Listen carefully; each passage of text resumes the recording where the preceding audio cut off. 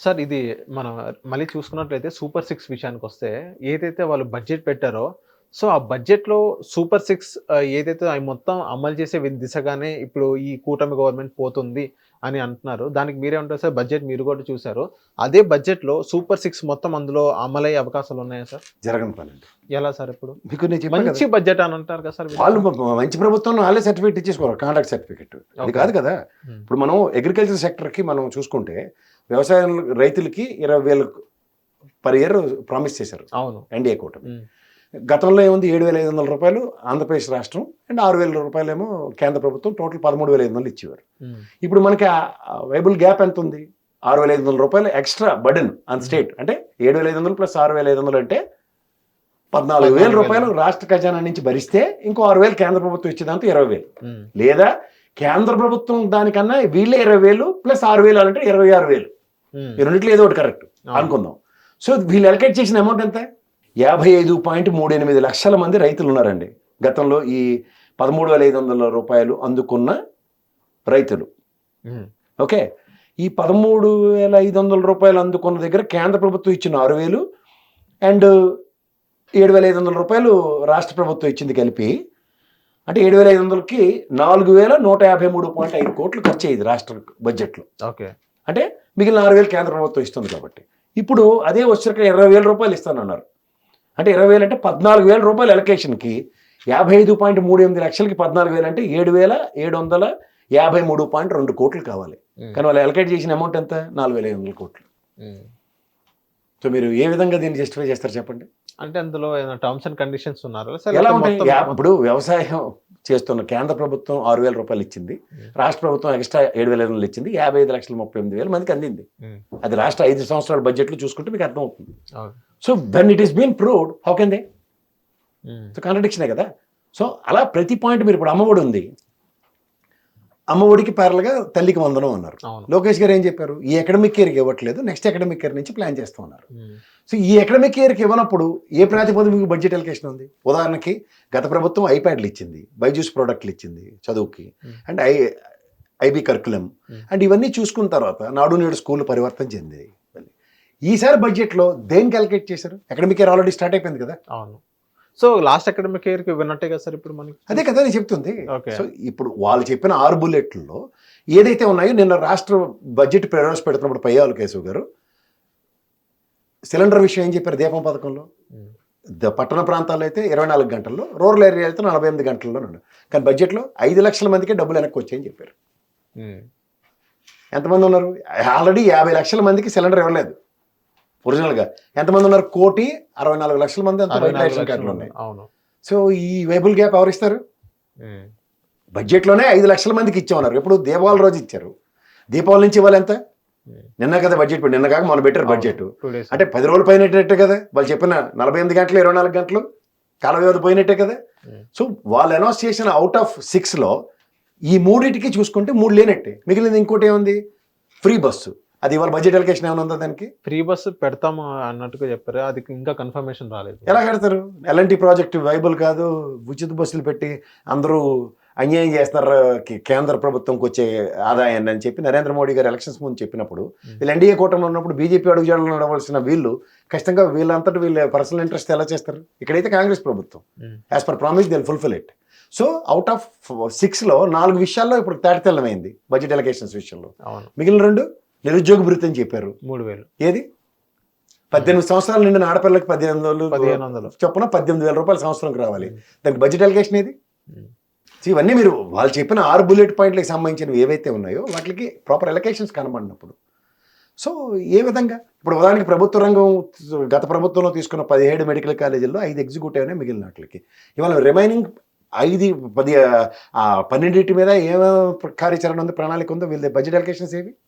ఇవి ఇంతవరకు సంపూర్ణమయ్యే, మిగిలిన వాటికి ఎంత అలొకేట్ చేస్తున్నాం, ఇది కర్తవ్యం అని చెప్పాలి కదా. అది లేదు సార్. ఈ మొత్తం చూసిన తర్వాత మళ్ళీ నెక్స్ట్ ఒక 1 year లోపు మొత్తం 6 హామీలు మొత్తం పూర్తి చేసామని ఏ ధైర్యంతో చెప్తున్నారు సార్ వాళ్ళు? సార్ మీకు మళ్ళీ నేను ఒకటే విషయం చెప్తాను. మొదట పెట్టింది ఓట్ ఆన్ అకౌంట్ బడ్జెట్, 5 నెలల తర్వాత మళ్ళీ వాళ్ళు బడ్జెట్ పెట్టి నెక్స్ట్ మార్చి దాకా ఇది. సో ఓవరాల్గా సంవత్సరానికి బడ్జెట్ పెట్టినట్టే ఇది. అవును. సో బడ్జెట్ పెడుతూ వాళ్ళు ఏం చెప్పారు? పేపర్లో 14 లక్షల కోట్ల అప్పులని చెప్పి వదరగొట్టి గవర్నర్ గారితో 10 లక్షల కోట్లని అబద్ధం చెప్పించి పవర్ పాయింట్ ప్రెజెంటేషన్లో 9.63 కోట్లు అని చెప్పి 9,63,000 కోట్లు అని చెప్పి చంద్రబాబు గారు చెప్పి ఇవాళ కన్ఫైన్ అయిన ఫిగర్ ఎంత అండి? 6,41,000 కోట్లు అప్పు అని చెప్పి రాష్ట్ర ఖజానాకి చెప్పారు. సో ఇన్ని విభేదాలు ఉన్న బడ్జెట్లో మీరు ఏ ప్రాతిపదిక మీద కామన్ మ్యాన్కి అడ్రస్ చేశారని చెప్తున్నారు? సో వాళ్ళు ఫుల్ఫిల్ చేసుకోవాల్సిన ప్రామిసెస్కి వాళ్ళకి అలొకేషన్స్ లేవు. అవును. So obviously how can you?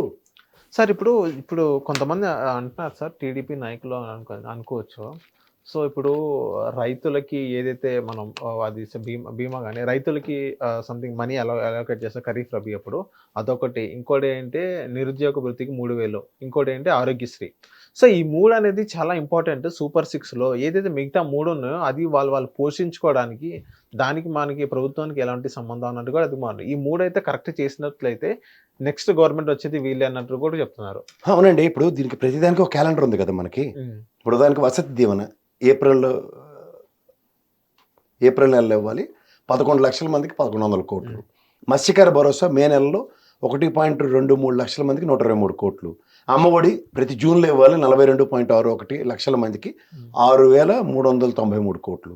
పంటల బీమా జూలైలో 10.20 లక్షల మందికి 1,117 కోట్లు. అలాగే నేస్తంలో 0.83 లక్షల మందికి 196 కోట్లు.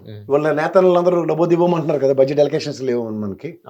సో చూస్తే సున్నా వడ్డీ డ్వాక్రా సంఘాలకి ఆగస్టులో 1.5 కోట్ల మందికి, అంటే 1,05,00,000 మందికి 1,354 కోట్లు. సున్నా వడ్డీ రాయితీ రైతులకైతే అక్టోబర్లో 6.31 లక్షల మందికి 132 కోట్లు. ఇదంతా క్యాలెండరే కదా. అవును. విద్యా దీవెనకి 3 విడతల్లో 12 లక్షల మందికి 2,100 కోట్లు లాస్ట్ బడ్జెట్. రైతు భరోసా తీసుకుంటే 2 విడతల్లో 53.58 లక్షల మందికి 6,148 కోట్లు కావాలి. ఏది పాతదిస్తే వీళ్ళ దానికి ఇంకా ఎక్కువ కావాలి కదా. అవును. సో ఇవన్నిట్లో చూస్తే అలొకేషన్స్ చాలా క్రిస్టల్ క్లియర్గా ఈ అకాడమిక్ ఇయర్, ఫైనాన్షియల్ ఇయర్ 2 లేపేశారు. మిగిలిన 4 సంవత్సరాలకు బడ్జెట్, కొత్త బడ్జెట్లో ఏమొస్తుందో అప్పుడు ఎదురు చూసి మాట్లాడదాం. ఇది వేస్ట్ బడ్జెట్ అన్న మీరు? నేను వేస్ట్ అని నేను చెప్పను సార్. రాష్ట్రానికి కావాల్సింది వాళ్ళు అలొకేట్ చేసుకున్నారు, బట్ వాళ్ళు ప్రామిస్ చేసిన వాటికి డెలివరబుల్స్ లేవు. సూపర్ 6కి అది ఈ బడ్జెట్లో మెయిన్ అప్రోచ్ సార్. సూపర్ 6లో ఇప్పుడు నేను చెప్పిన కీ పాయింట్స్ ఈ 3 చేస్తే మంచి, ఇంకా 3 ఇంకా వేస్ట్ అయినా అనవసరమైన మీరు భావిస్తున్నారు సార్? ఏదైతే ఇప్పుడు ఆరోగ్యశ్రీ ఉంది అదొకటి, ఇంకోటి ఏంటంటే నిరుద్యోగ వృత్తి 3,000 ఉంది అదొకటి, ఇంకోటి ఏంటంటే రైతులకి ఏదైతే డబ్బులు ఇస్తారో హెల్ప్ఫుల్గా అదొకటి. ఈ 3 మెయిన్ ఇంపార్టెంట్ ప్రతి ఒక్కరికి ఆంధ్ర రాష్ట్రంలో ఉన్నారు. మిగతా ఏదైతే గ్యాస్ కానీ లేకపోతే ఉచిత బస్సులు కానీ ఏదైతే స్కూల్ పంపించే స్కాలర్షిప్ అమ్మఒడి అలాంటిది, ఈ 3 వేస్ట్ అని కొంతమంది అంటారు విశ్లేషకులు. కరెక్టేనా సార్ ఇప్పుడు వాళ్ళు చెప్పింది? సార్ ఎవరేం చెప్పినా సరే ప్రజలు ఇవాళ ఆర్థికంగా చాలా వెనకబడి ఉన్నాం. మనం కాదండి, కేంద్ర ప్రభుత్వం ప్రవేశపెట్టిన బడ్జెట్ ఒకసారి రీకలెక్ట్ చేసుకోగలిగితే, నరేంద్ర మోడీ గారు ఎలక్షన్స్లో మాట్లాడింది, ఎలక్షన్స్ తర్వాత బడ్జెట్ అనుగుణంగా చూసుకోగలిగితే 81 కోట్ల మందికి బిలో పవర్టీలో ఫ్రీ రేషను ఇవాళవన్నీ ఇస్తున్నాం అని వాళ్ళే చెప్పినప్పుడు మనమే అతీతం కాదు కదా సార్. ఇవాళ బిలో పవర్టీని అడ్రస్ చేయడానికే ఈ 78 సంవత్సరాల పైచీలకు స్వతంత్రం వల్ల కంటిన్యూస్గా బడ్జెట్లు ప్రవేశపెడుతూనే ఉన్నాయి. ఇవాళ అవుట్ ఆఫ్ ద బాక్స్ మనం మాట్లాడి ఏదో మనం పైన క్రీమ్ లేయర్లు చూసి మాట్లాడతాం అంటే వాస్తవానికి చాలా దూరంగా ఉన్నాం. ఎందుకంటే సిన్హా కమిటీలు అడిగి 10 లక్షల మందిని రిఫార్మ్ చేసి పరిరక్షిస్తే దగ్గర రాష్ట్రంలో 24-25 లక్షల మంది పైచీలకు పిల్లలు బడిబాట పెట్టారు గత 5 సంవత్సరాల్లో. ఇప్పుడు ఈ అమ్మఒడి పథకం లాంటిది, లేకపోతే అమ్మకు వందనం లాంటిది పథకం వలన ఈ అకాడమిక్ ఇయర్లో డ్రాప్ అవుట్స్ ఎంతమందో చూడండి ఒకసారి, తెలుస్తుంది మీకు స్టాటిస్టిక్స్. సో ఈ ఓవరాల్గా ఒక 10 అడుగులు ముందుకెళ్ళి దగ్గర మళ్ళీ వెనక్కి వచ్చి 10 అడుగులు వెనక్కి తీసుకునే కార్యక్రమంకి తెరలేపుతున్నప్పుడు ప్రజాస్వామ్యంలో ప్రజాప్రభుత్వ విధానాలు అంటాను ఇవి. సో ఇవి కంటిన్యూషన్ ప్రాసెస్లో ఉన్నప్పుడు దీనివల్ల వచ్చే మంచి చాలా ఎక్కువ ఉంటుంది. మీకు అర్థమవుతుందా? సో ఎప్పుడైతే ఈ మొనాటమీ బ్రేక్ అవుతూ ఉంటుందో according to the whims and fancies of some respectable parties గురించి ఖచ్చితంగా దేశం పరిగెట్టడం ఎప్పటికప్పుడు ఆగిపోతూనే ఉంది. ఓకే. సో దీనివల్ల ఏంటంటే మీరు అన్నట్టు కామన్ మ్యాన్ చేతిలో అమర్సేన్ గారు కానీ రఘురామరాజన్ గారు కానీ ఇలాంటి వాళ్ళు చెప్పిన మంచి మాటలు ఏంటంటే, వెన్ కామన్ పీపుల్ దగ్గర డబ్బులు ఉంటే రొటేషన్ అవుతుంది. ఇప్పుడు ఉదాహరణకి మీకు కానీ నాకు కానీ ఆయనకి కానీ జీతాలు వచ్చాయనుకోండి, మీకు కెమెరామెన్లు ఆల్మోస్ట్ 95% పైచీలకి డబ్బులు ఖర్చు పెడతాం మనం సొసైటీలో. రేర్గా దాస్తాం. అది ఏది ఇంకా ఇన్కమ్ ట్యాక్స్ కట్టాలన్నా ఏప్రిల్ మార్చిలో ఎన్ఎస్సి సర్టిఫికేట్లు ఇలాంటివి. కానీ మిగిలిన డబ్బులన్నీ మార్కెట్లో రొటేషన్ అవుతూనే ఉంటాయి. కానీ అదే ఉన్నవాడికి దగ్గర డబ్బులు పెడితే ఏమవుతుంది? అలా కామన్ మ్యాన్ రొటేషన్ వల్ల ఆర్థిక చక్రం పరిగెడుతూనే ఉంటుంది.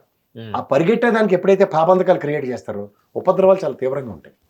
ఓకే. ఇప్పుడు లాస్ట్ 5 years చూసుకుంటే కరోనా పాండమిక్ కానీ ఇలాంటి తీవ్ర పరిస్థితుల నుంచి రాష్ట్రం బయటకు వచ్చిన ఉదంతంలో దగ్గర సంవత్సరంన్నర పాటు బడ్జెట్ డబ్బుల్ని ప్రజల చుట్టూ సంక్షేమం రూపంలో తిప్పబడ్డాయి. అప్పుడు జరిగిన గ్రోత్ చూసుకోండి, సార్లు దగ్గర 2.3 లక్షల పైచిలుగా జిఎస్డిపి ఉండేది సగటు ఆదాయం మనిషి. అవును. సో ఇలా పెంపుదల ఉన్నప్పుడు మనిషి కాలచక్రం ఆర్థిక చక్రం గట్టి పరిగెడుతుంటాయి. అది ఎప్పుడైతే బ్రేక్ అవుతుందో ఆలోచించుకోండి. అవును. సంచేత సంక్షేమం అన్నదానికి ప్రతి ప్రభుత్వం తీసుకుంటున్న నిర్ణయం కింద దాన్ని అభివర్ణించండి. వీళ్ళు out of the box 6 bullet పాయింట్లు కూడా ఇవ్వకపోతే, వీళ్ళు సంక్షేమం చేయకపోతే ఈసారి ఎలక్షన్ ఎలా ఉండదు అందరికి తెలుసు కదా. అవును. The promises needs to be delivered. ఉదాహరణకి గతంలో రైతు రుణమాఫీ చేస్తానన్న జగన్మోహన్ రెడ్డి ప్రభుత్వం ఎత్తుకోనందుకు ఆయనకి 64 స్థానాలు ఇచ్చి కూర్చోబెట్టారు. అదే తెలుగుదేశం పార్టీ రైతు రుణమాఫీ అని చెప్పిన తర్వాత జరిగిన పరిణామాలకి నెక్స్ట్ వాళ్ళకి 23 ఇచ్చి కూర్చోబెట్టారు. ఇప్పుడు కూడా కొత్త ప్రామిసెస్ ఏమి ఇవ్వని జగన్మోహన్ రెడ్డిని ఇంట్లో కూర్చోబెట్టారు, వీళ్ళు కూర్చోబెట్టారు. ఎందుకు? ప్రజలు చాలా గ్రీడీగా ఉంటారు. మాకేంటి 5 సంవత్సరాలు ఎలక్షన్లో ఒక ప్రభుత్వాన్ని స్థాపించుకుంటే మాకు వచ్చేది ఏంటి, అవును, లేదంటే ఇంకంతకన్నా ఎక్కువ వస్తుందన్న కంపారిజన్ ఉంటుంది. వచ్చేవి ఎలాగో వస్తాయి. ఈ జగన్మోహన్ రెడ్డి కొత్తవి ఏమని అంటున్నాడు, ఈయనైతే ఇంకొంచెం ఎక్స్ట్రా ఇస్తాడు, ఉదాహరణకి 4,000 పెన్షన్, ఇవన్నీ వినడానికి చాలా బాగుంటాయి కదా. అవును. దీని మీద ఎక్కువ ఎంఫసైజ్ చేస్తారు ప్రజలు. ఆ ఎంఫసైజ్ చేసే దగ్గర కొన్ని పార్టీలు వెనకబడతాయి, కొన్ని పార్టీలు ముందు పడతాయి. హిట్ టీవీ యాప్ ని డౌన్లోడ్ చేసుకోండి. ఇందులో short news, live news, entertainment movies అన్ని అవైలబుల్ గా ఉన్నాయి. Please download Hit TV app. Hit TV app. Hit TV యాప్ని ఫ్రీగా డౌన్లోడ్ చేసుకోండి.